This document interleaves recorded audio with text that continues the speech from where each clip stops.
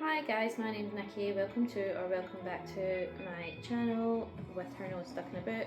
This is where we talk about all things bookish, the books I've read, the books I want to read, and everything in between.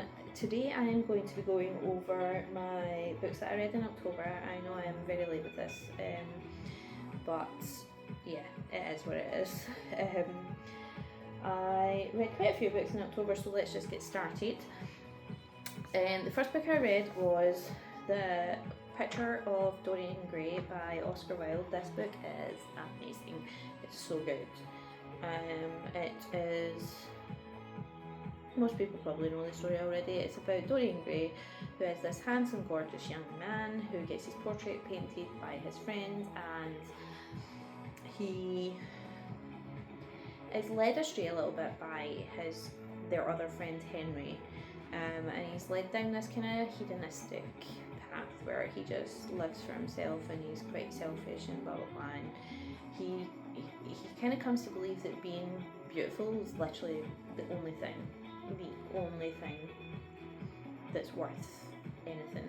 So he wishes one day that the portrait would age instead of him, because he doesn't want to grow old, he doesn't want to lose his beauty, and he gets his wish and the portrait starts aging instead of him and he stays the same, but he is living more and more hedonistically. He's doing bad things, he's treating people horribly, and the painting starts also taking on the kind of degradation of his soul, takes on his sins for him and his immorality, and it becomes this whole, this just really grotesque thing. I don't want to say too much more because I don't want to give away the ending, but this book is so good. Oscar Wilde knows how to write a sentence, you're hooked from the very first page, and the writing is gorgeous. So yeah, I would definitely recommend The Picture of Dorian Gray by Oscar Wilde. It is probably up there in my favourite classics of all time. Probably definitely in my top 10, probably my top 5. The writing is just so good. It's just gorgeous. And it's perfect for this time of year, where it's autumny winter months, and probably September, October, and they're kind of run up to Halloween. I would say it's not horror, it is spooky, but not in a horror-y way. It's just really good. The next book that I read was Rebecca by Daphne du Maurier. This again is so good. This is about a young woman who is a companion to this kind of brash, over-the-top American rich woman who is very new money, and they're in Monte Carlo, and the American woman, she sees Max de Winter, and she's very much wanting to know him. She knows of him, but she doesn't know him, and she prides herself on who she knows. So she basically inserts herself in his way so that they meet, and she's having a conversation with him. He's making fun of her the entire time, and it's just going over her head. But she ends up ill, and Max de Winter and our narrator end up spending some time together, and then he proposes, and it's probably the least romantic proposal you will ever read in literature, but it works, and the narrator says yes. So we never get to know the narrator's name. She never tells us her name. Nobody ever says her name. So she's just the narrator. So she marries Max de Winter, and they go to live in Manderley, which is a big estate. And when they get there, she very quickly realizes that she doesn't actually know anything about this guy that she's married, and all the servants still refer to his wife as Mrs. de Winter, dead wife, even though she's now Mrs. De Winter. So they all still refer to Rebecca, who is his ex-wife, his dead wife, sorry, not ex-wife, as Mrs. De Winter, and they all talk about her, and there's the main kind of servant, who's the housekeeper, Mrs. Danvers. She is obsessed with Rebecca, like, they're obsessed with her, like, there's never been a better human being on the planet. And it kind of messes with the narrator's head. She convinces herself that Max must still be in love with Rebecca, that she's inferior, that all the servants think she's inferior, and she's very much inside her own head, and so are we, because it's from her point of view.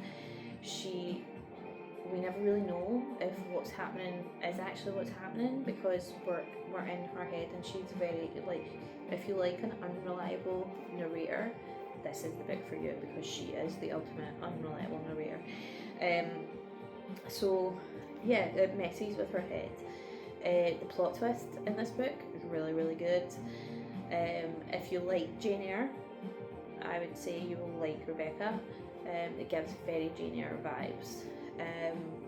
Don't want to say too much more because I don't want to give anything away, because if you can go into this spoiler free, if you don't know anything about it, then keep it that way, and you're in for a treat. But yeah, really recommend Rebecca. It's such a page turner. After that, I decided to buy another Daphne du Maurier book, and I got The Birds. This is The Birds and Other Stories. It's The Birds is a short story, and it is, well, you probably know the story from the film because it was done by Alfred Hitchcock. So was Rebecca, actually. He done Rebecca, and yeah, it's about this man who lives in the country with his wife, 2 children, and one day he starts to notice the birds are acting a bit strangely. Doesn't think too much of it, but as time goes on they start acting weirder and weirder, and then I think it's when the tide goes out. Like, it's always when it's dark, but it's also it ties in with the tide, I think. They start, like, kind of pecking on the windows and trying to get through the windows. And the first night it's not too bad. I think one gets through his children's bedroom window, and then as the nights go on it just kind of ramps up and up and up and up until, like, so they've got the windows boarded up, they've got the doors boarded up, they've got furniture up against the windows and the doors, they're all huddled. He's got his whole family all sleeping in one room. They've got a fire burning up the chimney so no birds come down the chimney, and they're, like, just battering this house. Like, they're doing it all over, but, like, it's, you see it from this guy's point of view, and they're basically, like, just suicide diving into the house, killing themselves trying to get through the windows and doors and stuff, and it's insane. And then what's even creepier is when the sun comes up and the tide's out, the birds are all still there, but they don't attack, they just sit watching the humans, but they're everywhere. So yeah, quite creepy. I don't like birds anyway, so it was creepy, but yeah, I would recommend that. As I say, it's a short story, you could read it in a couple hours. Yeah, and then again, off the back of Rebecca, I read a couple of fairy tales that were recommended, because I read Rebecca, and one was 2 different versions of Cinderella, one by the Brothers Grimm and one by Charles Perrault. They were very different, actually. I would say the Charles Perrault version was much closer to the Disney version that we see today. The Brothers Grimm one, not so much. But again, both quite brutal, like, in terms of them being for children, and compared to, like, the version of Cinderella that we hear and see today. And then I also read Bluebeard by Charles Perrault, which is about a woman who marries a guy called Bluebeard, and he's got a secret room in his house that she is forbidden from going into, and like she just needs to find out what that is. So they were both recommended to as companion pieces to Rebecca. So I read them. They were about 10 pages each, so not long at all. The Grimm book is huge, but it has hundreds of stories in here. After that, I read How to Sell a Haunted House by Grady Hendrix. I've read a couple of hers and and enjoyed them. So this is about a woman, Louise, whose parents have died, and she has to go back.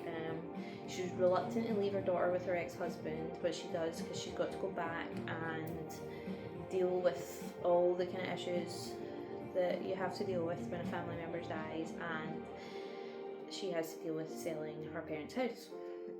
So she goes back, and her brother's there, and her brother's a bit of a, like, he can't hold down a job, they don't get on, he kind of resents the fact that she's successful, and he just wants to get the will settled, sell the house, get the money and run. Like, he doesn't care, where she's very much more like, no, we have to go through mum and dad's things and blah blah blah, and there's stuff to sort out. Then the will's read, and it turns out he has been left everything, and she's a bit taken aback by that, but it is what it is. And then things start happening. So her mum was a doll maker, a puppet maker, and they start kind of coming to life, is basically the crux of it. So they have to kind of exorcise the house and also kind of work through some demons of their own. And you get the whole backstory of their childhoods and stuff, and yeah, so it's a really good kind of spooky season book. I would definitely recommend reading it in October. I don't want to say too much more because, like, it's a thriller, so don't want to give too much away, but yeah, if you like kind of spooky thrillers, then this I do recommend. And then after that, I read Incidents Around the House by Josh Malerman. This is the guy who wrote Bird Box, the Sandra Bullock movie.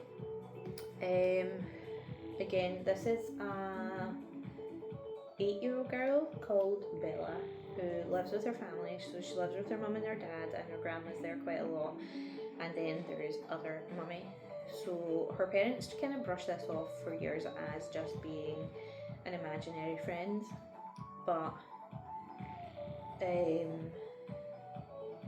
stuff starts happening around the house that can't just be put down as coincidence and stuff. So other mummy constantly asks Bella if she can go inside her heart, and Bella is obviously reluctant to say yes. She doesn't know what will happen to her if other mummy goes inside her heart, and she says no, and things start happening and people are getting hurt, and they try running away to a different house, and other mummy follows them. This is a properly haunted house ghost book. It is supernatural, so it just gets worse and worse. And I don't want to say too much more to give the ending away. I keep saying that, but it's like, they're thrillers. If I give the ending away, there's no point in you reading them. So yeah, very spooky, very creepy, and I would thoroughly recommend it for October in the run up to Halloween. Next up, I read 2 Frida McFadden books. The first one is The Intruder, which is about a woman called Casey who's living in this cabin in the woods. She's renting this cabin in the middle of the woods because she wants to get away from everyone and everything, and there's a storm, and she realises this cabin isn't fit to be like, she shouldn't be in this, living in this cabin in this weather. It's not going to hold up. But she realises that too late, so she's kind of stuck there. But while she's stuck there, she thinks someone is watching her. She notices things at the window and stuff, and she finds this young girl who's all by herself. She's covered in blood. She has a knife, and Casey's like, oh, what the hell? Like, what the actual hell? So the girl won't tell her who she is, where she came from, why she's got a knife, why she's covered in blood, and she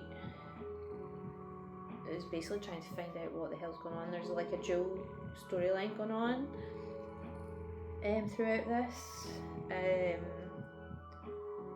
yeah, it's really good. There's a few Frida McFaddens that I wouldn't recommend because they just weren't great lately, but this one was good and I'd recommend it. Like, her books they're just fast-paced, easy reads. Are they the best works of literature? No, but they're fast-paced, they're easy, like, you'll fly through them. There is a couple that are not, as I say, I wouldn't recommend, that crash. But yeah, if you're looking for an easy thriller read, I do recommend this one. And then the next one was The Surrogate Mother, also by Frida McFadden.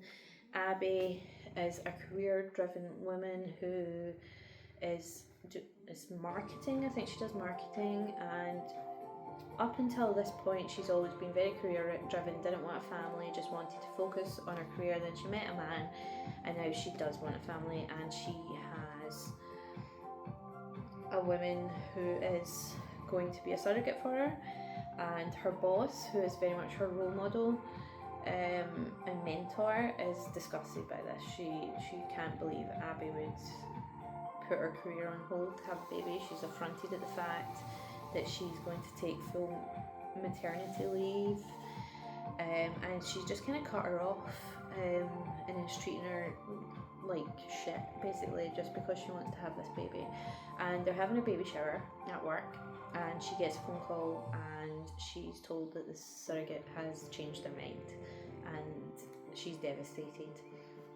And her personal assistant, who is called Monica, very generously offers to be surrogate for her. So they draw up this contract to make everything legal, and they go ahead with the plan. And Monica starts acting weird. She starts kind of inserting herself in Abby's life. She's hanging about with Abby's husband. She's messing with Abby's diary so she doesn't make it to appointments for scans and things. She is supposed to leave work when she is showing, so people in work don't know, and then she refuses to do that. She then gets Abby fired, and it's just all going horribly wrong. And it's basically how Abby gets herself out of that situation. It's a bit far-fetched, but it's a Frida McFadden thriller. So yeah, another one that I've said is like, it's probably in the mid-range for me for Frida McFadden books. But yeah, if you want a fast-paced thriller type book, then pick it up. Second last book of October was Never Enough by Pete Wicks. This is Pete Wicks' autobiography, obviously, from Towie.